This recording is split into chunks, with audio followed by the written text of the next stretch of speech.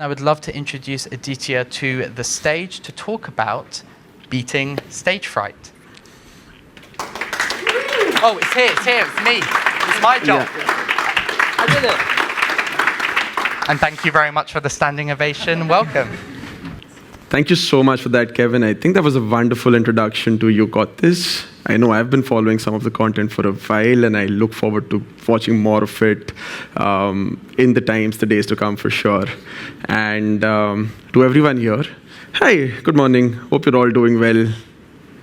I hope you've all had a chance to grab some coffee, maybe a bit of breakfast. Yep. I know I need to, I haven't yet, but I'm going to be doing that after.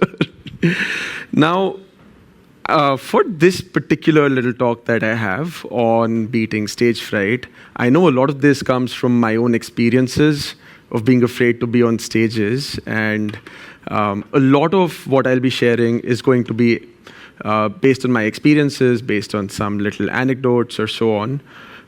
So that was just one thing I wanted to mention, that it is going to be a little experiential in the sense. And of course, there will be tips, thoughts, ideas that go beyond what I share here that I would love to discuss and have from everyone as well. So there will be areas where I would love to hear from folks. So we'll keep this engaging, interactive. I think we'll have a fun time.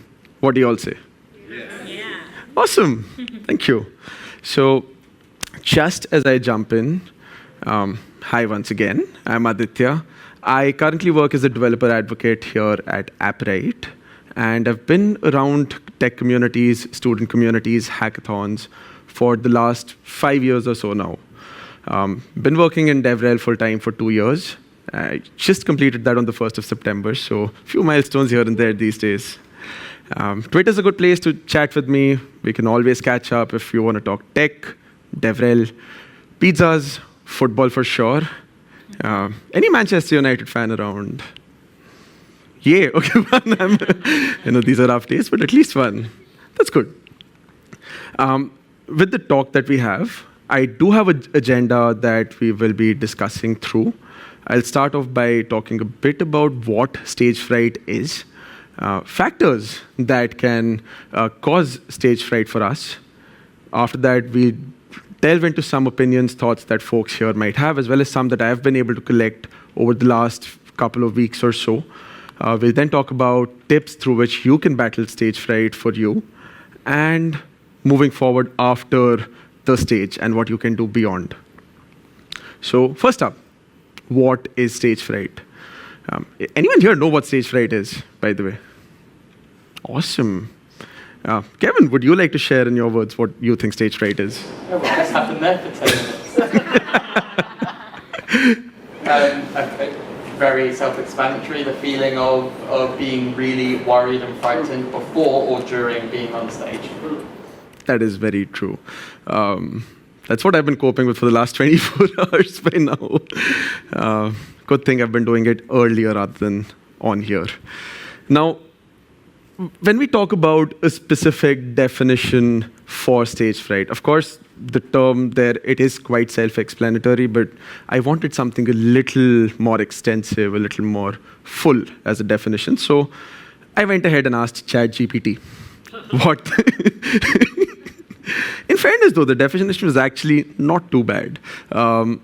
What it referred to for stage fright was a phenomena, a psychological phenomena that is characterized by feelings of nervousness, fear, apprehension, unease that individuals experience when they're required to perform in front of an audience, which is quite apt. Because there are instances, right, when we're up on stages, all of us probably within our professional careers as DevRel, we've had opportunities, chances to be on stages, and there can often be a feeling of uneasiness, especially in the early days. That feeling, that's what stage fright is. And it is characterized by a few symptoms. Symptoms such as an increased heart rate, just feeling the blood pumping. I think that's something that very apparently is felt when you're experiencing the stage fright. It could be nausea, having giddiness in your stomach, just feeling like you want to puke at that point of time, which I think I've been through a fair few times. Inability to concentrate. not being able to focus on your content, your slides, just losing thoughts at the moment. Rapid breathing, sweating, that definitely is something that I have personally experienced a lot. It does quite well go in with the point of increased heart rate. It's an outcome of that. And lastly, dry mouth. Just feeling that you've got no saliva, your mouth's dry, you're not able to speak. These are some very, very common symptoms of stage fright that we do experience if we're going through this phenomena. But these, of course, are symptoms. These are how we're able to understand that we're going through this. There are certain factors behind this. And as you tackle stage fright, it is important to understand the factors that could cause this, right? Otherwise, you're trying to tackle with these symptoms, but you may not actually solve the problem underneath, the problem behind. So, as we talk about factors that cause stage fright for us, the first one that comes to mind is fear of judgment. I think this, for me, was the biggest factor as I started getting onto stage. Just wondering what everyone in this audience is going to be thinking about me. Just one little mistake and you're gone. That repetition's done in, you're never going to come to stage again. I think that was always a big concern for me. So fear of judgment's definitely a big one there. Fear of failure was another. What if my intended content did not reach the audience in a way I wanted? What if people did not understand? What if it didn't work out? Inexperience, for sure, is another one. And this is something I believe everyone here is going to go through. We all have our first talks. We all have our first presentations. And it's all right to be nervous about that, right? Because this is a new experience. So inexperience definitely can cause stage fright there for you. Self-consciousness is another one. The moment you're so worried about how you're going through this experience that you end up focusing more on just dealing and battling with your own thoughts at the moment rather than working through the content. Self-consciousness definitely can be a hampering factor there. Perfectionism.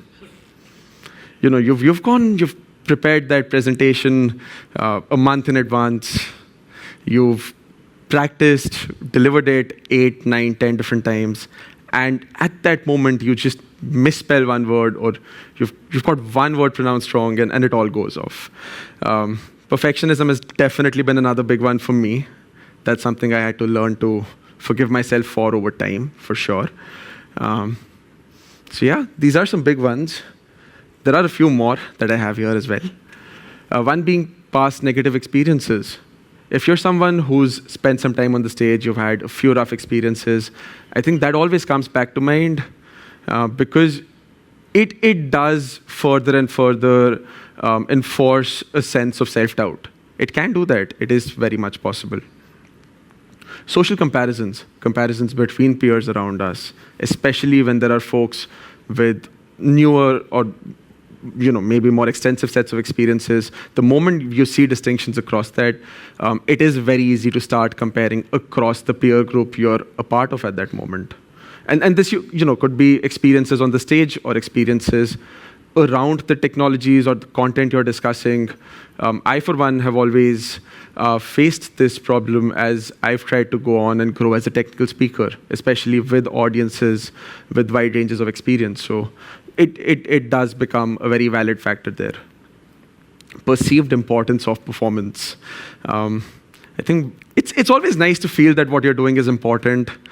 I think somewhere along the way we end up giving it so much importance that this perception we have starts coming in our own way of actually going out and creating an experience for the folks we want to talk to and share with. External pressures, maybe pressures from work. If you're representing your employer, you do want to do well for them. You want to do fair by them. That could be one form of pressure. Pressure of peers, their expectations. There are external pressures that we all experience and we all face. And it is very, very easy to, at times, take them on as a burden rather than these being a support system to stand on. And lastly, there can be circumstantial factors here. What if you're at the stage and just at that moment, your laptop battery ran out and then it just switched off at the moment. Or you lost internet connection and maybe a demo didn't work. Circumstances can cause you to fall astray from what you had planned, right? And all of these factors, as we've gone through, these all can end up causing a sense of worry, a sense of fear, a sense of uneasiness. I think through all of this, it's just important to keep in mind that Murphy's Law is very much real. When you're on that stage, anything that can go wrong will go wrong. It does very much happen. It's something we all experience, and as we go through these you could take these on as barriers, as hampering factors for you, or you could just learn to let them go, right? Because these are going to happen anyway. These aren't factors we can always control. But that's okay. That's all right. It's all right to have them happen. It's all right to go through a few stumbles and just go through anyway. Now, going through all of these causes, as I started noting these down for myself, I think I, for one, started feeling a little worried as to how, any of us, or I, for me, could actually learn how to deal with these. So my way to solve that was to go out on Twitter and just tweet out how to tackle stage fright or how to deal with these factors. What then resulted was a wonderful set of responses from some colleagues, some friends, some peers. I think there were so many. I've tried to put some of them on this screen. I know for a fact that I can't go and read all of these, or that these might not even be readable because of the sheer quantity of them. But I did put in a QR there. If anyone wants to scan that, that's an easy way to access this little tweet thread of all of these responses. And if you want to interact with these folks, you can there as well. But considering this is the community opinions section, I would now love to hear from some of you folks if you've experienced stage fright and how you tackled that, considering that's what we're going to be jumping into next. So would anyone like to share? Yeah. I used to be a musician, and we have this idea that stage fright is actually a good thing, and the way to deal with it is that you breathe through it and then you go on stage. And if you don't have any stage fright before, then something will go wrong. That's such a good point. So we're kind of used to it, and it's always worked like that for me, and it's always like gone away magically the moment I stepped on stage, except one time. I used to play the bassoon, and I played an entire piece with my fingers shaking. I got through it, but my fingers were shaking the entire time. So, so sometimes it doesn't go away, but most of the time it does. No, but kudos to you for getting through that. And I totally relate. I've been there. I think the first time I was on stage was as a part of a choir, so definitely relate. Oh yeah, I was a solo. Yeah.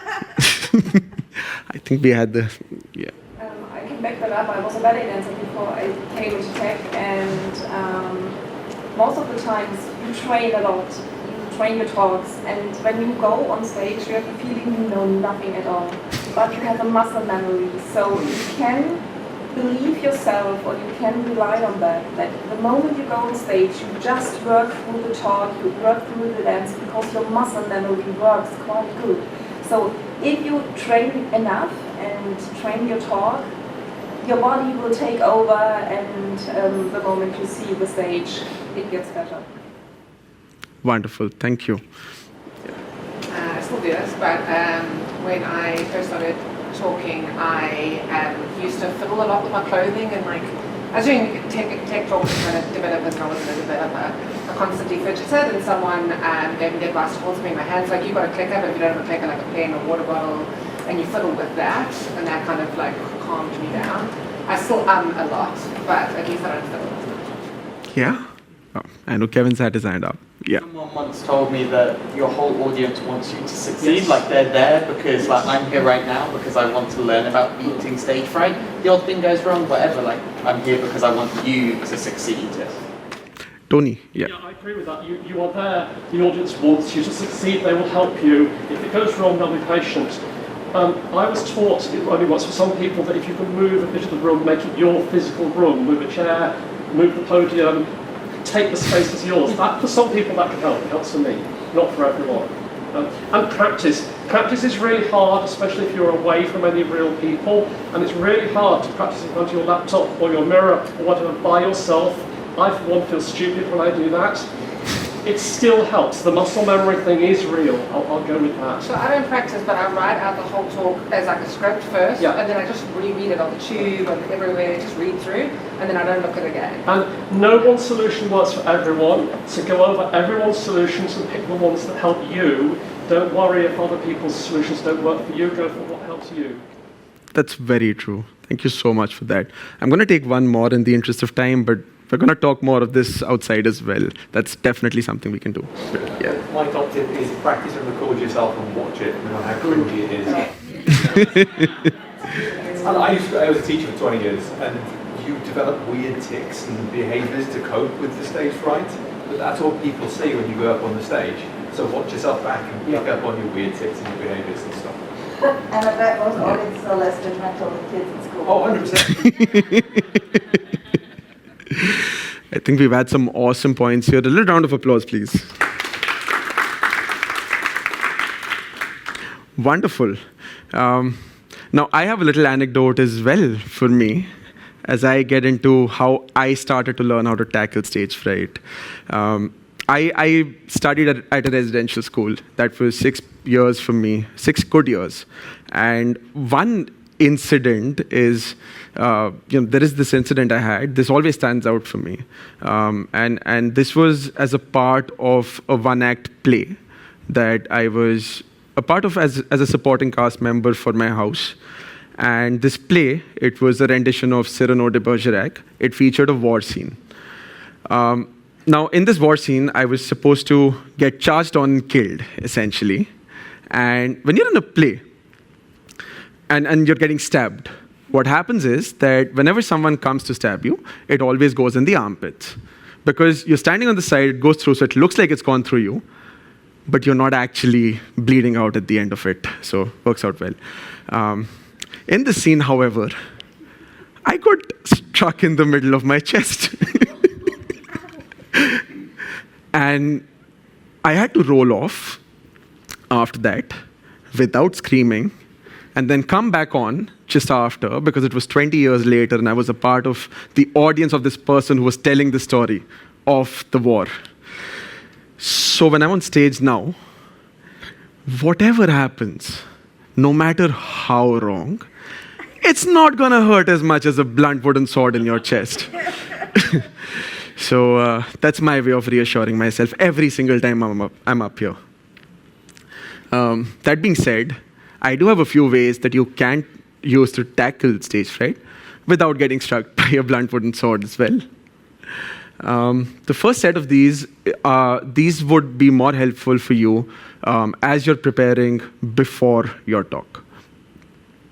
The first one is, and this is something I've been practicing, is to avoid a lot of caffeine and sugar. Caffeine and sugar, as delicious as they are, can make you a little jittery every once in a while. It helps add to the sense of, it adds to the energy, it adds to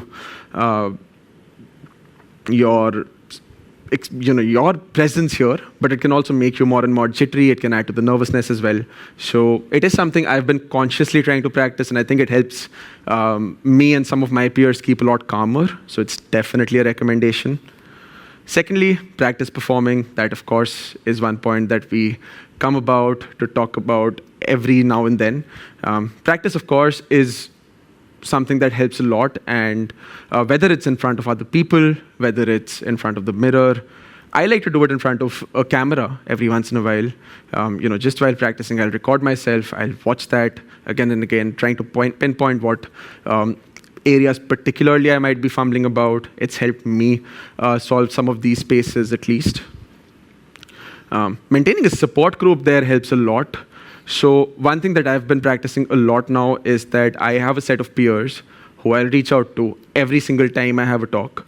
And we do this for each other as well. We'll review presentations, we'll give each other feedback, we'll discuss about what can be added, what might not be necessary as well. And this way we're all there for each other to work with each other. And it does help out a lot, right? Because it helps you validate both what you're trying to achieve and the impact it can make.